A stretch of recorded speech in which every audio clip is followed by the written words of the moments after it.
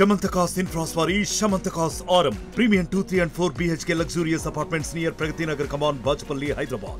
Andhra Pradesh lo ఆడపిల్లలకి రక్షణ గురించి ఆలోచిస్తే చాలా బాధాకరంగా ఉంది. ఎందుకంటే ఎక్కడ చూసినా రేపులు, మర్డర్లు అండ్ ఆడపిల్లల కాలేజీ బాత్రూమ్స్లో హిడెన్ కెమెరాలు పెట్టి ఏ విధంగా పైశాచిక ఆనందం పొందుతున్నారో మనం చూస్తున్నాం. ఈరోజు నేరస్తులకి ఇంత ధైర్యం వచ్చింది అంటే దానికి ఈ ప్రభుత్వం సిగ్గుపడాలి. ఎందుకంటే గతంలో జగన్మోహన్ రెడ్డి గారి ప్రభుత్వంలో ఒక తప్పు జరగాలి అంటే ఎంత భయం ఉండేదో మీకు అందరికీ తెలుసు. సో ఎవరైనా కూడా దిశ యాప్ని యూజ్ చేయకుండా ఏదైనా అఘాయిత్యానికి అమ్మాయి లోబడితే 24 గంటల లోపల నేరస్తుల్ని అరెస్ట్ చేసి వారిని శిక్షించే విధంగా చట్టాలని కఠినతరం చేశారు. కాబట్టి ఆ రోజుల్లో ముచ్చుమరి లాంటి ఘటనలు జరగటం అనేది మనం చూసుండం. నిజంగా చాలా బాధాకరం. ఒక 9 ఏళ్ల అమ్మాయిని రేప్ చేసి చంపేసి ముక్కలు చేసేశారు. 60 రోజులు అవుతున్న అమ్మాయి శవాన్ని కూడా ఇంతవరకు తీసుకురాలేకపోయారు. అసలు ఆ కుటుంబాన్ని పరామర్శించడానికి సీఎం గారు కానీ హోంమంత్రి గారు కానీ వెళ్ళలేదు అంటే కారణం ఏంటో నాకైతే అర్థం కాలేదు.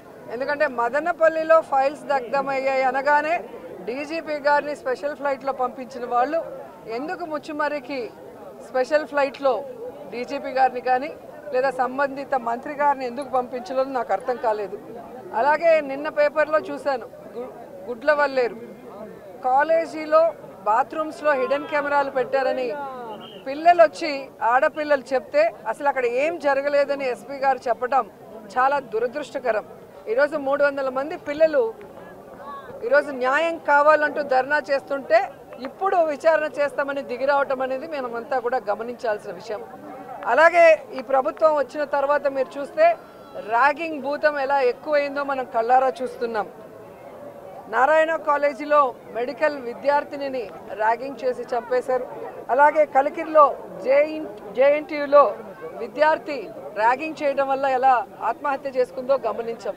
అంటే గత 5 సంవత్సరాలు లేని ర్యాగింగ్ భూతం మళ్ళీ ఈ ప్రభుత్వం వచ్చాక ఎలా పిల్లల ప్రాణాలు తీస్తుందో మనం గమనించాల్సిన విషయం.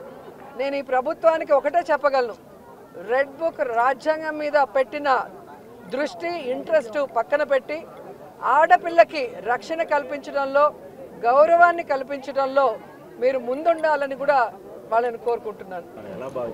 వాళ్ళని అడగాలి సార్, వెళ్తున్న వాళ్ళని అడగాలి. ఇది ఈరోజు కాదు, గతంలో కూడా జగన్మోహన్ రెడ్డి గారి ప్రభుత్వం అపోజిషన్లో ఉన్నప్పుడు 2014 to 19 కూడా ఇలాగ చాలామంది మారారు.